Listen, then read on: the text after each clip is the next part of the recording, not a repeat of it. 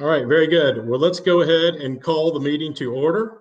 If everyone would stand for a moment of silence and the Pledge of Allegiance, and then we'll call the roll. Thank you.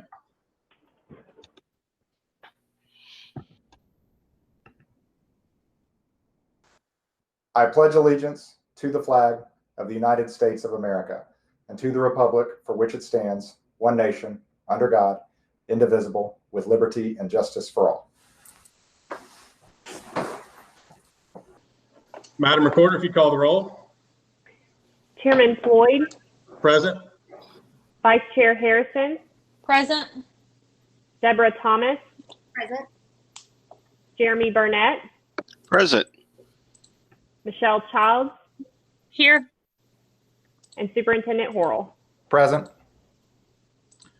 All right, Mr. Superintendent, this is our July meeting. Would you like to lead us through our meeting tonight? I would. The first item on the agenda is the opportunity for public comment. We made public and added to the agenda that citizens who wish to make public comments or the equivalent thereof could send an email to me, and I received 3 emails and confirmed that they were intended to be read to the board. And with the board's permission, I will go ahead and read those. Is everybody ready? Please do. Okay. The first one is from Roger Grady, and Roger Grady wrote, Mr. Horrell, throughout my 2 years living here, I have been very content with the board, the faculty, and yourself. I know the meeting begins soon, so I will be pithy. Please open the schools for the children to attend this fall. Medical reports have shown statistics that prove that children have an extremely low rate of contamination, spread, and mortality. It's time to get back to normal. Thank you for your time, sir, and please continue the excellent work. Roger Grady. Thank you. Next comment. Email I received was from Sam Garris, or Garris. I apologize if I pronounced it wrong. Mr. Garris said, "Dear all, as a family with more than one child at Lakeland School Systems that we are extremely proud to be part of, and as we support return to school for in-class education, my only ask, which is probably shared with other parents who have similar situations, is that if we return to school in class on staggered days, that we do need to have them coordinated so that they can go to school on the same days and stay home on the same days. It would be impossible for us as parents to manage, arrange with work, and afford child sitters to have them go different days. Thank you, Sam Garris." And then the third letter that was asked to be read was from Leslie Boyani. This is Dr. Horrell, is a parent of 4 boys, 3, 6, 10, 13. I am not concerned with the virus. I am concerned, however, with how inaccurate the media has reported the cases and created this panicked culture. Inaccurate data collection, inaccurate tests, inaccurate reporting, and inaccurate scientific notions have given way to the public and have had a detrimental effect. I would like the school to open fully, function fully, and on time. This is in the best interests of the students, teachers, and community. The American Academy of Pediatrics guidance, quote, strongly advocates that all policy considerations for the coming school year should start with the goal of having students physically present in school. Second quote, schools are fundamental to child and adolescent development and well-being, end quote. Additionally, the AAP cites, quote, mounting evidence that transmission of the coronavirus by young children is uncommon, partly because they are less likely to contract it in the first place, end quote. Thank you, Leslie Boyani. Very good. Thank you for those comments. Dr. Horrell, would you continue to lead us through our agenda? Absolutely. The next section is our report section, starting with the chairman's welcome. Well, I'd like to welcome everyone virtually to our July meeting. Hopefully this will be our last remote meeting and we'll be able to meet in person in August.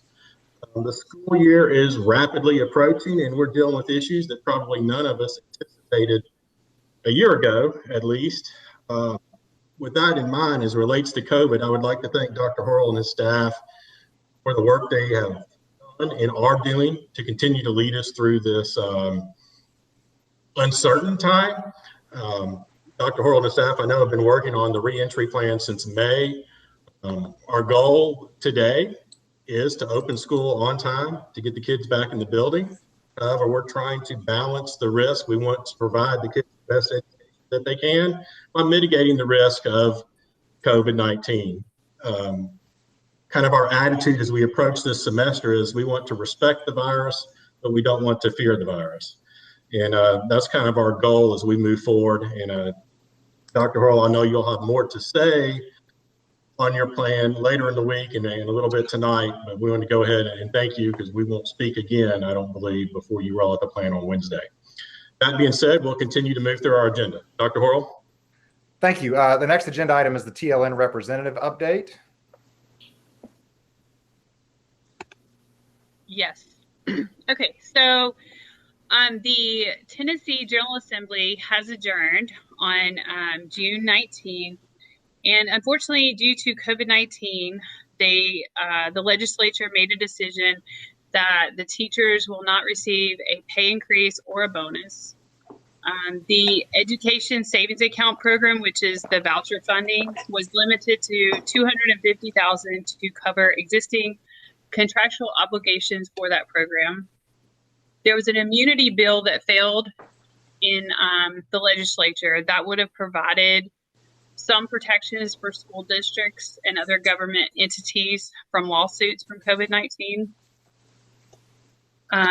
Also, the State Board of Education met on June 22nd and stated that they had an emergency policy to require districts to submit education plans that include 180 days of school and 6.5 hours each day. School districts have until July 24th to submit the plan of what the school day will look like and how all Tennessee children will have quality education even amongst the pandemic.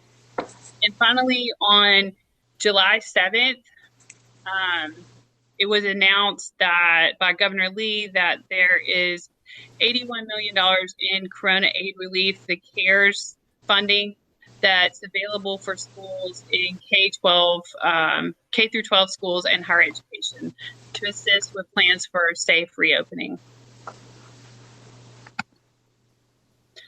That's all I have right now. Great. Thank you, Ms. Childs, for that report. Any questions on the TLN report? Hearing none, we'll move to the next item. Dr. Horrell. The next item is my report. Obviously, the main topic on everybody's minds right now, and certainly on our staff's minds and backs, I guess, is our reopening plan. And just to give some context there, we will announce those plans to the public on Wednesday, most likely Wednesday in the AM range, the first part of the day. We do intend to share those plans with our faculty and staff members on Tuesday afternoon, or certainly by early evening. And we're also preparing some FAQs for the staff. The question has certainly come up, why didn't we have these earlier? And it's a fair question to ask. And one of the things we said in our FAQ that we put out in June is what we've been trying to balance is getting it as right as we can the first time, because we know that parents and community members want this information, but we also know that the situation is changing, and there are several examples of things that we likely would have had to change already, even if we had put the plan out, as recently as 2 weeks ago. So, as Chairman Floyd alluded, our goal, our plan, really kind of is based on a couple of premises. One is that we absolutely want to protect the health and safety of our children and our staff and faculty. I mean, that's number one. Two, we also believe that students learn best from in-person instruction from qualified teachers. So I guess if there is a third premise, it is impossible to open without any risk. If it was possible to open without any risk, no one would be debating whether or not to go back to schools. So we understand that, and we are taking those risks very seriously and just trying to balance them with the best practices, the advice, the guidance that we've received from health providers and organizations that provide guidance like that. So we're not going to go into the details of the plan tonight, as the chairman alluded. That will be for Wednesday morning. However, it does involve, I will go ahead and say this, it does involve 5 days of in-person instruction available for all students in K-8, and it also involves a full-time remote learning opportunity. So those are basically the broadest strokes possible of what the plan is, and the plan itself fleshes out a number of those details. I want to acknowledge on the front end, and we'll acknowledge this on Wednesday as well, that there will be lots more questions. There are some things we don't have the fine details on what they will look like. Some of those details will depend on how many people choose different options. But we do feel like and are very confident that this is a plan that allows us to open safely, that will protect students, that will protect teachers and staff to the best of our ability, and under the circumstances, we believe, provide the best in-person instruction. And probably the final thing I'll say about this, it's not going to look like previous school years. And I think most people know that if anybody's keeping up with kind of the guidance and best practices of how to limit the potential spread of COVID-19, it can't look like a regular school year. But our goal is to certainly tiptoe back into the water and do everything that we can to keep kids safe and then adjust. And our hope is that, of course, our hope is that if the situation improves, maybe we don't have to be as restrictive with some of the mitigations. But we're hoping that it's a plan that is certainly respectful of students, of teachers, of staff, and of parents in our community. So we're actually looking forward to sharing it, even knowing that it'll make some people unhappy and make some people happy. But I think it's going to be important just to get the word out there and let people respond. So I'll take a brief pause there if there are any questions or comments that board members would like. Dr. Hurl, would you just, I know I don't want to talk about the details of the plan, but would you kind of comment on who you've been working with to formulate the plan? Absolutely. Several groups, first and foremost. First of all, and I want to thank these groups. Thank you for bringing that up. We are working very closely with the other municipal superintendents specifically. However, we have also had contact with Shelby County Schools, as well as other school systems in the Southwest Core, which is our assignment as a school system in the southwest part of the state, and in some cases, other school systems. The Department of Education and the Commissioner, Penny Quinn, have certainly provided a lot of guidance and resources for us to consider as we're opening. We have been in very close contact with the Shelby County Health Department, and the structure and the overall structure of our reopening plan was submitted to the Shelby County Health Department and acknowledged, and they gave us feedback on that we were able to integrate into the plan. So we feel good about that as well. And I do want to note, I don't think they would mind, we've been working very closely in particular. So closer with the municipal systems than other school systems. I have been working closer even with Jeff Mayo, the new superintendent in Arlington Community Schools, because we both acknowledge how important it is that the students that we share and the families that we share students between have plans that work for students in both sets of circumstances. Thank you, Dr. Horrell.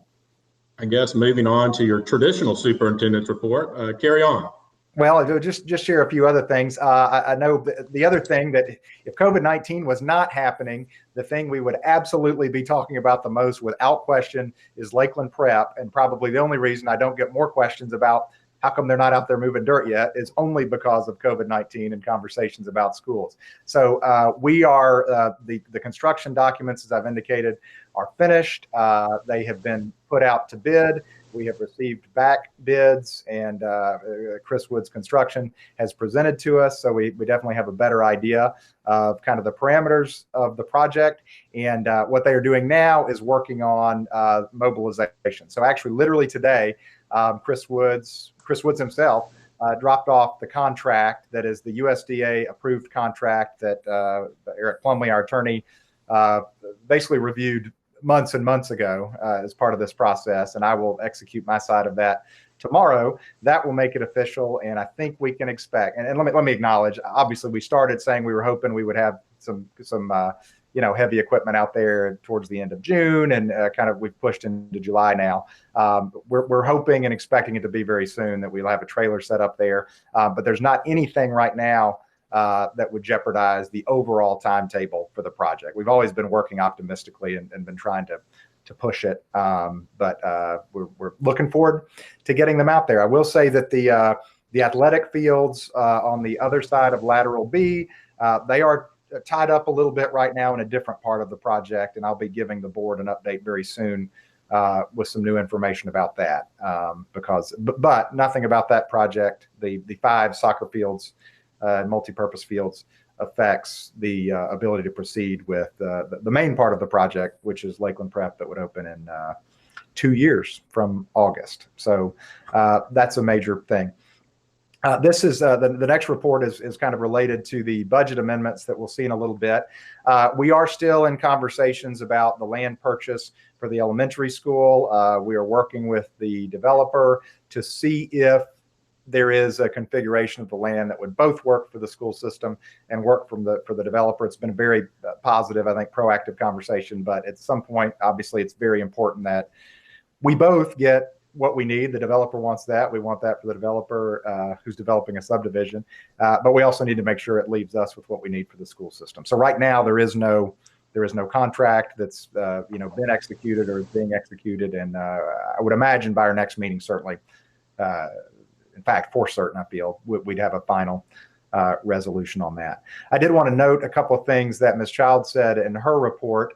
There are a number of grants that have, or alluded to anyway, there are a number of grants that the State Department of Education have released, most of them related to the CARES Act funds.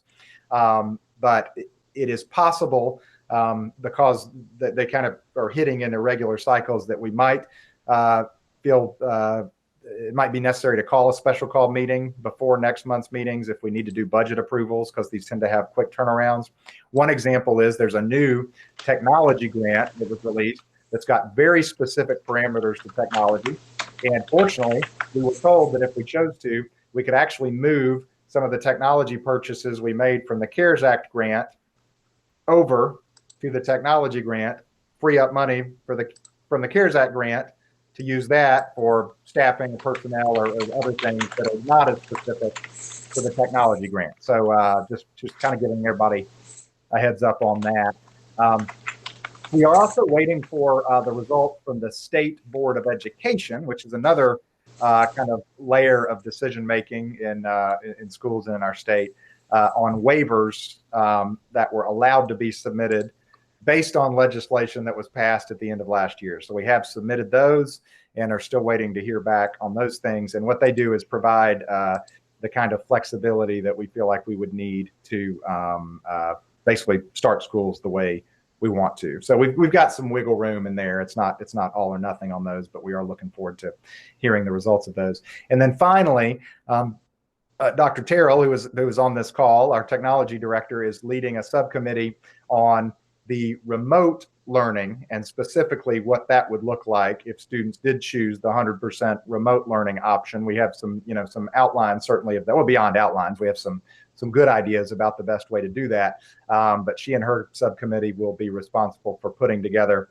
our continuous learning plans, which the state has now said are required in order for remote learning to count towards attendance. So lots of things to fill out and to do, but I want to say our staff and Lakeland school system have really just been second to none. And as the board knows, and I think appreciates, we operate a small central office anyway. We have a number of employees that do not work year round, and a lot of them prefer that. And it's one of the things they like about working in a smaller system, and we try to work with them.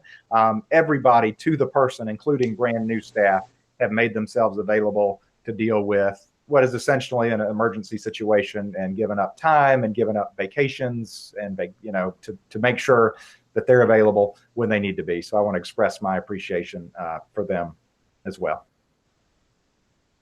Very good. Thank you, Dr. Horrell. Any questions for the superintendent? Hearing none. Ms. Childs. Dr. Horrell, could you just pass along to the staff that we really appreciate all the work you're doing, and especially giving up vacation. I mean, that's a huge sacrifice. So you can just know that it is much appreciated, and our students will, I know, have the best education possible through all this, thanks to all the efforts that all of you and your staff are making. I will pass that on. I appreciate that. Thank you. Good. Any other questions? Hearing none, we'll move to the next item. All right, the next item, the first official item is the approval of the agenda, Mr. Chairman. Are there any additions or objections to the agenda? Hearing none, we'll consider the agenda approved. Next item. Next item, there are no items on the consent agenda, so we will move into the discussion section of the agenda. First is the approval of minutes from the business meeting on June 8th, 2020.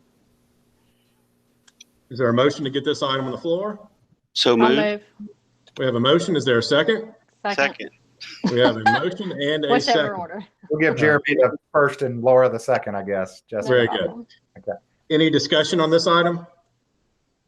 I don't know if it relates is it possible to either link in the minutes or somewhere on the minutes page, because the YouTube videos, or maybe in the minutes. I was trying to direct somebody on how to get to our minutes, and I found it certainly on the YouTube page and everything, but I was trying to find out if we could have a direct link in our minutes. Is that possible, or on the minutes page? Jessica, you're muted, I believe. Jessica. I was actually considering the link on the minutes page anyway, so I can certainly put it there. The thing Okay. about the minutes themselves being an official document is a little. Okay. And I'm fine with it being on the minutes page. I just wanted to take the opportunity to bring it up while we were talking about minutes, because I think To that's be a able- great idea. yeah. I think it's a great idea too, and I think most people, I think, go to that, and really, it's become a really nice record. Even just Yes. I think our agenda and minutes page kind of all in one place. So those are YouTube links by the time they go out, so we could certainly add that. Yeah, great suggestion. Okay. Very good. All in favor of approving the minutes, say aye. Aye. Aye. Any opposed? Minutes are approved. Next item. All right.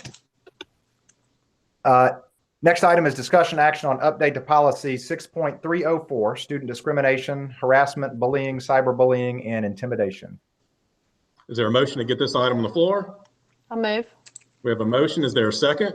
Second. We have a motion and a second. Dr. Horrell, would you like to speak to this item? I would. This is one of those, we have some even tonight that have kind of substantial changes. This is one that just had more of a kind of incremental change based on state law, some changes in the language to parents and guardians. A note that individual who has knowledge of behaviors that constitute a violation of this policy shall promptly report such information to the principal and designee. So that changed the language a little bit. And then it also took out some specific law that had been noted previously, so or a specific reference. So not really considered substantial changes to the way we do business. Any further discussion on this item? Hearing none, all in favor of approving this motion, say aye. Aye. Aye. Any opposed? Motion passes. Next item. Next item is discussion action on approval of policy 6.3041, Title IX and sexual harassment. Is there a motion to get this item on the floor? I'll move. We have a motion. Is there a second? Second. We have a motion and a second. Dr. Horrell, would you like to speak to this? Yes, anyone who looks at this policy will notice that it's all in yellow. That's basically our signal that this is new policy based on federal law. And that there are a number of implications to this one in that it strictly lays out kind of the who and the what and the when and the how of what a Title IX or sexual harassment investigation would look like. I want to thank and note Eric Plumley, who really dove into this and kind of helped us understand specifically what were the decisions that we had to make, where did we have discretion in terms of, you know, the who in some cases or most cases, and then what was just the federal law of it. So a couple of things that I will kind of note going through here. One thing that the law requires is really name a specific person. You don't have to put their name, but you can put their title. And we did decide that Tammy Wilson, who is currently our federal program facilitator and is an administrator and has good experience and has a good manner and has good, you know, relationships with the schools, would be an appropriate person to do this. And she did accept that additional job responsibility. But as you can see in the policy, it kind of defines what the investigation would look like and who is the investigation, who does the conclusion of the investigation go to rather, and it spells it out, and then who determines basically who determines the outcome, that is the decision maker, and then who do the appeals go to. So it's laid out very well, and we've got a good handle on it. And then Ms. Wilson will be Ms. Wilson will be tasked with making sure she understands the policy. This is one of those you keep in your books, and you hope you never have to use it, honestly. I'd love to think that we'd never be in a situation where someone had a complaint like that, but we all certainly know that's possible and want to be prepared to deal with it professionally and promptly, appropriately, compassionately, and legally. So that's what this policy kind of allows us to do. Mr. Burnett. So, Dr. Horrell, just one or two questions. A little experience, unfortunately, in Title IX with my professional background. I don't think I heard, but just wanted to make sure. So there's no budgetary impact for the school system with this policy, correct? Correct. That's right. And then I guess secondary and to that, is there training that we'll need to have that federal programs person to go through to become the Title IX officer? Thank you for asking that. Ms. DeLoso, actually, who directly supervises Ms. Wilson, has already volunteered to help use the federal funds that we have to line up that appropriate training. So we would like to give her some additional background and training, certainly. Yep. Sure. Just because I know that there's actually a national organization of Title IX officers. Oh, good. I wasn't aware of that, so good information there. Yeah. And then when we think about record keeping, I just didn't see in the policy a records retention, records confidentiality component to the policy. Is that just inherent in your implementation of the policy? I think it's inherent in both the required retention of both student and faculty records. Okay. This would cover investigations of both student-on-student harassment or faculty and staff to faculty and staff, or staff to student, and all of those would already be covered in existing retention requirements. Okay. And then my last question, I'll leave you alone, is annual reporting. I'm just used to seeing my institution, there's an annual reporting of the number of and just an aggregate level of some Title IX reporting. Is there a requirement in that in here? I did not see it in this policy, but we are required basically to submit those already through our federal programs reporting. Yep. Okay. All right. Well, thank you, sir. That was all I had. Yep. Ms. Harrison. Yep. So I haven't not necessarily exactly on the policy, but I'm sure there are procedures that go along with this policy. So have we coordinated or updated all of our procedures that go along with this policy to make sure we have both that are in lockstep, since this is such a significant update to a policy? Well, this is one of those policies, and some policies aren't like this, where the procedures are almost in the policy. In the policy. Okay. I mean, it's very specific in terms of what happens first, what happens next, who's responsible for those things. And a lot of, you are correct, many policies do not say that. And in fact, many of them say the superintendent shall develop procedures. Right. This is not one of those where we have that discretion. Okay. And from my reading of it, I felt like it was specific enough where I don't think there's big changes to that. Okay. That's a good question, though. A lot of times that is the case. Any other discussion on this item? Hearing none, all in favor of approving the motion, say aye. Aye. Aye. Aye. Any opposed? Motion passes. Next item. Next item is discussion action on update to policy 6.319, alternative school programs. Is there a motion to get this item on the floor? I'll move. We have a motion. Is there a second? Second. We have a motion and a second. Dr. Horrell, would you like to speak to this? Yes, this one actually does come from a change in state law, and based on that change in state law, it's actually state law that changed and then kind of changed back slightly in terms of, I think the legislators passed an alternative school policy with some consequences that they did not intend. And specifically, they originally said that any alternative program must be held off the campus of where the student attended or where the incident took place. They did not consider, and it was pointed out, at least by me, but by several others, that put some school systems in a more difficult position than others, because it contemplated if you couldn't keep, for example, once we have a high school, if you couldn't keep your high school student who'd been suspended somewhere on campus, then the only place to put them would be the elementary school. We only have 2 buildings. So they basically they revised the language to discuss alternative programs that aren't necessarily off campus, and included some definitions. So some of this was TSBA kind of cleaning up the policy based on the new law. Any discussion on this item? Hearing none, all in favor of approving the motion, say aye. Aye. Aye. Any opposed? Motion passes. Next item. Next item is discussion action on update to policy 6.409, child abuse and neglect. Is there a motion to get this item on the floor? I'll move. We have a motion. Is there a second? Second. We have a motion and a second. Dr. Horrell, the floor is yours. Yes, this is some updating on reporting child abuse, which is always good to make sure that the policy and chain of command is clear, certainly.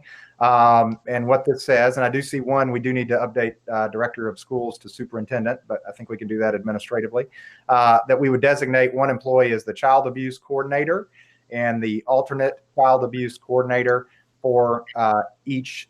So the child abuse coordinator and additional employee to serve as the alternate child abuse coordinator. I'm sorry, the alternate for each school, and make sure that they are trained on child abuse. We do have, I believe, very good training that Kim Pickens, our student services coordinator, coordinates every year. But we will work with the schools in this case to make sure that the child abuse coordinator and alternate child abuse coordinator are clearly designated prior to the start of school.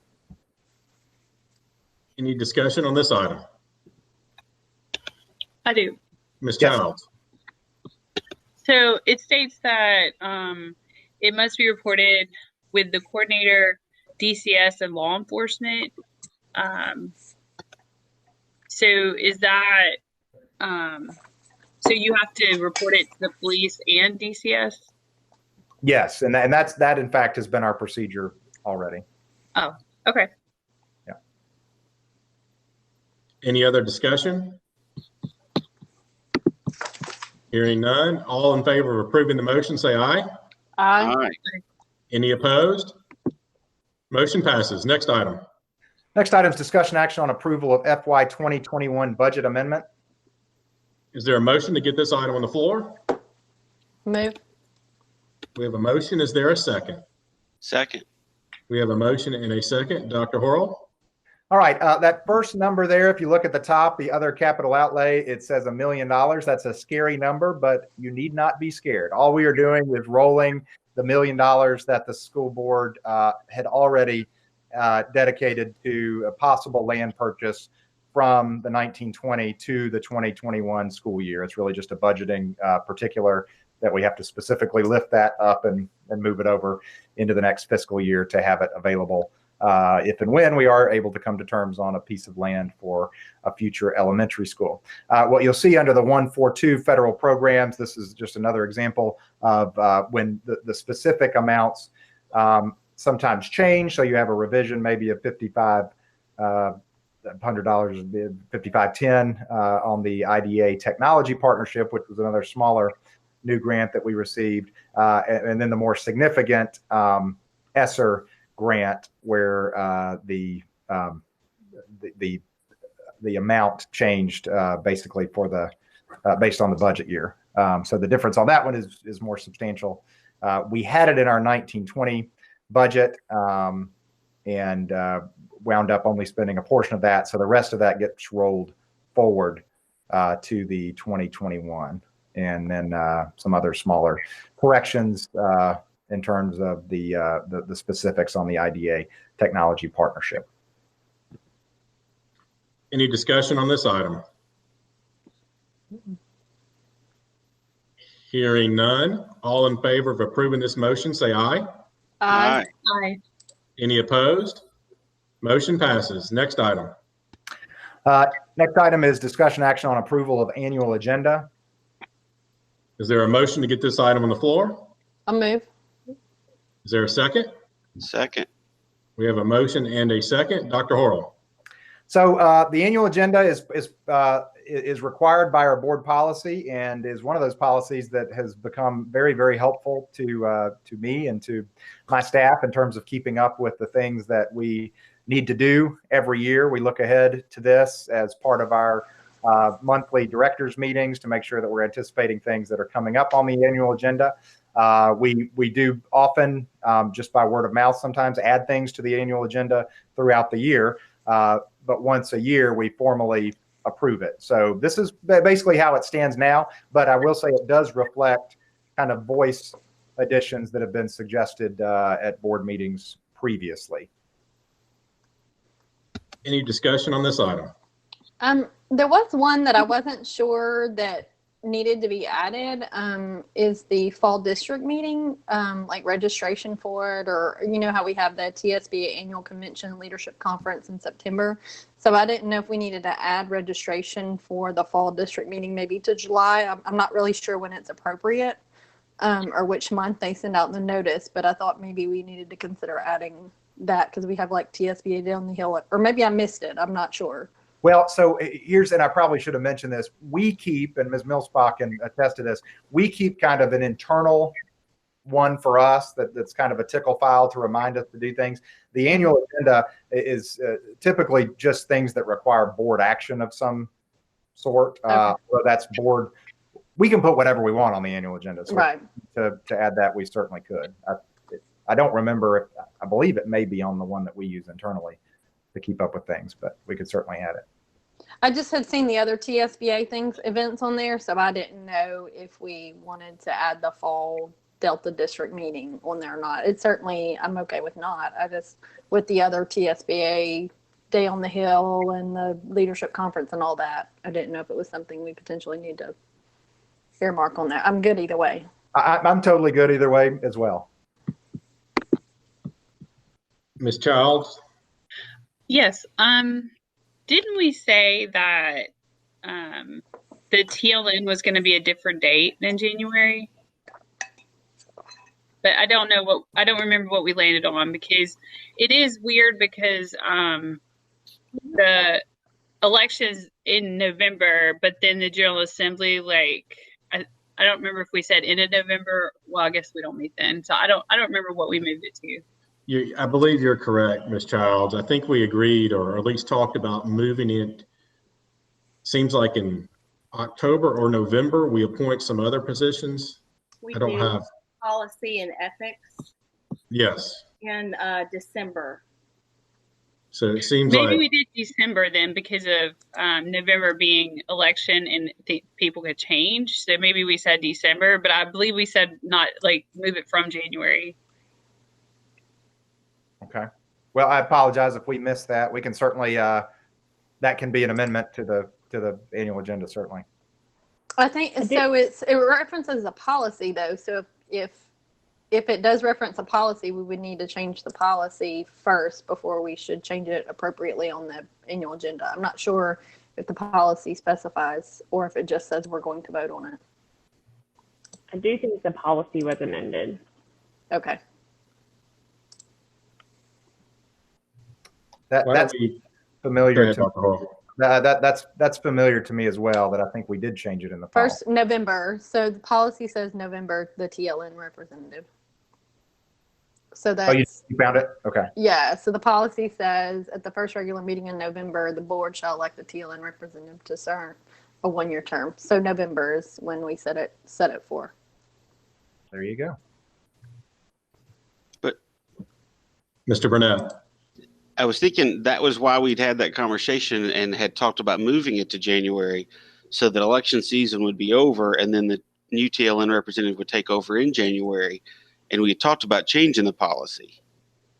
But I don't remember if we acted. Apparently we didn't.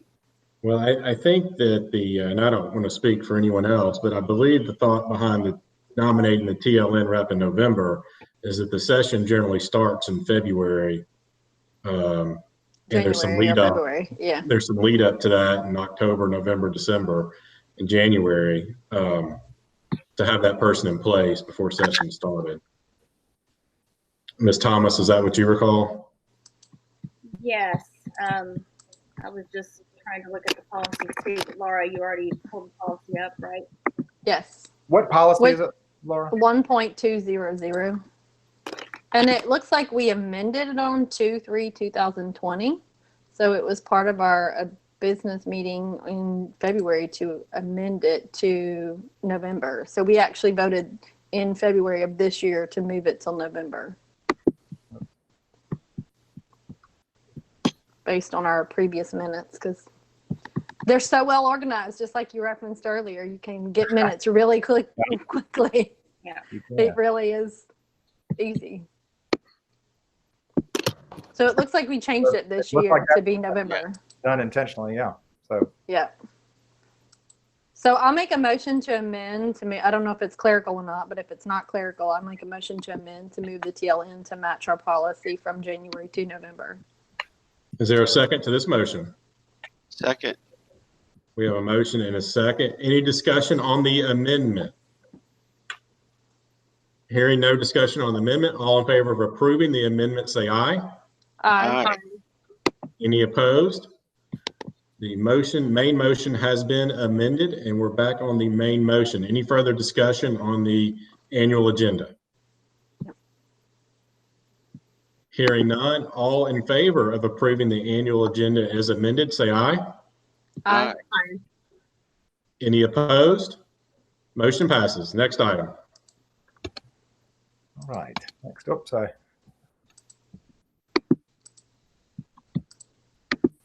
next item is discussion action on approval of professional development plan. Is there a motion to get this item on the floor? I'll move. Is there a second? Second. We have a motion and a second. Dr. Horrell? Yeah, this is a requirement of state law, basically to determine roughly how we will use our PD days and when we will use our PD days. It is broad stroke because I think we can all acknowledge we'll spend a lot of time this year talking about the transition to our basically what school looks like in the fall. We will spend some time on flipped classrooms, digital teaching and learning. One of our goals is, even as we are open, our goal is to make sure that even as we are open, we are completely prepared. If we do, hopefully we don't, but if we do have to go 100% remote again, we would want to do that, be more prepared and do it differently than we did it last time, certainly, which is what students can expect if they are learning remotely this year. So it is not all inclusive, but it is a state requirement. This PD plan is very similar to what we've done in the past. Any discussion on this item? Ms. Childs? Is it allowable by state law that it could be done remotely? Just for example, even if we're meeting in person, if it's just too many people to have in the same room, space-wise, to maintain social distancing. Could what done remotely? The teaching? Yes. Is it allowed to do the professional development remotely? I see. Digitally? Sorry, I'm trying to say digitally. Is it allowed, or does it have to be face-to-face? Does it?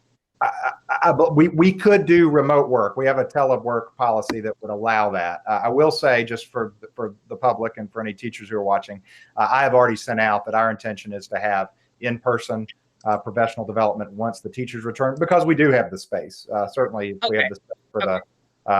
Now, the one thing we're not going to be able to figure out is the district. I'm sorry, the system-wide in-service that I know.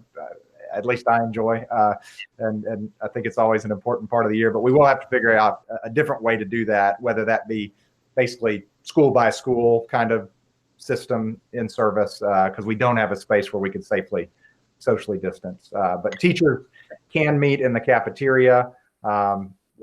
Small groups can meet in classrooms. Half-size groups can meet in the library. So we'll have some options for maintaining social distance, which we will. I mean, we are going to be very strictly adhering to that recommendation for sure. Any further discussion on this item? Hearing none, all in favor of approving the motion, say aye. Aye. Aye. Any opposed? Motion is approved. Next item. We have no further items on the agenda. Are there any announcements? Mr. Chairman, if I may, I'll leave this up to y'all. I want to err on the side of consideration. I did receive an email during the meeting that I believe was intended to be shared by the board. I have consistently responded to make sure that was the intention, that their name is read along with the comment. I have not obviously had time to do that because it came, but if the board would allow, I think I'd like to read the email, and I will not read the name, but just to add one more perspective, if the board is comfortable with that. Is there any objection to hearing the email? Hearing no objection, Dr. Horrell, please continue. Oh, I'm sorry, Ms. Harrison. No, so the only thing is it from a citizen? Or is that, I want to make sure we're clear. This is from a citizen. It's not like a news media. This is a citizen that we're considering this as, just since we're not going to read the name. They self-identify as someone with 4 children in the school system. Okay. I just wanted to be clear on that. Okay. Thank you. I believe it to be, again, but this came real time. So I will. I'm writing to voice my concerns regarding the rumor possibility that you will not be offering busing for those who opt in to in-person school. As a dual working family with 4 children in the school system, I'm very hopeful that you will offer some form of busing. The idea that I would spend countless hours in drop-off and pickup lines is daunting and not possible. I feel my tax dollars go to the full extent of covering my child's transportation needs to and from school, and that there can be a plan to safely use the bus system if students use proper PPE and cleaning practices and innovative scheduling. As public transportation has continued, I would think that school busing would be able to as well. Just one comment in a fishbowl of many concerns. Looking forward to the final announcement. I know this is not an easy position for you all to be in with so many things to consider. Thank you, Dr. Horrell. Any further announcements? Do we still need people to register? Or are we still, or can you speak to how that's going if you have, or if you're new in town and you haven't been a part of our district yet? Yes, I appreciate you asking that question. Our principals and their staffs have done a really great job, and as has Kim Pickens, our student services coordinator, of creating additional in-person opportunities this summer. It has been by appointment. It has been very, very busy, where parents can come in, basically one group at a time, socially distanced with masks for the transaction, and been able to register their children. And then both staffs did a great job of kind of catching up the returning student registration. So we are, I think we're in a good position in terms of knowing who has intended to register so far. We obviously anticipate that probably even after the announcement goes out, there may be some new parents that are waiting to decide if they're going to register for the first time. And our goal is to continue to make those opportunities available. I will say, this is, I guess, a little spoiler alert. We are working on, as are the other municipalities, of making sure that what we traditionally call the summer registration, sometimes fall registration, that will not happen. Just it will be done virtually, and all the things that we typically do in person, we will figure out a way to do digitally. So we're kind of working extra hours and extra time to register later into the summer, which we typically don't. Our typical practice has been we cut it off in the spring, and parents just have to kind of hold tight until that summer. So opening up those extra hours have been very popular, and have kept our principals and one other person in each building very, very busy. Any other announcements or questions? Hearing none. Just to reiterate, Dr. Horrell, you're planning on making your back to school announcement on Wednesday morning. Is that correct? That's correct. And where should parents look to see that or hear that or find it? That will be on Facebook. It'll go out on Remind and Blackboard Connect. I feel like I'm missing one that we. The website. Oh, the website. Yes. Thank you. It'll be listed on the website as well. Very good. Yes, Ms. Harrison. Can I bring one thing up? So our next meeting, we're planning to have it in person. So certainly it'll have to accommodate for social distancing requirements or whatever. Can you let everyone know where they can look for what potentially, if we have to move our meeting due to social distancing or things like that, where they would look for an update on any location changes we might have to do for our meeting to be held in person?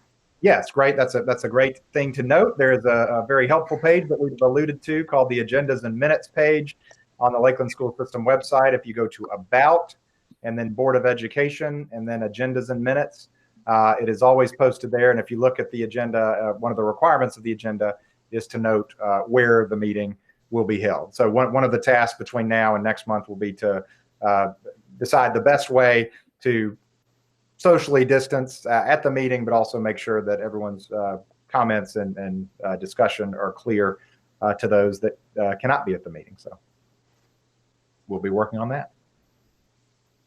Very good. Any other announcements? Hearing none. Is there a motion to adjourn? I'll move. We have a motion. Is there a second? Second. We have a motion and a second. All in favor? Aye. Aye. Any opposed?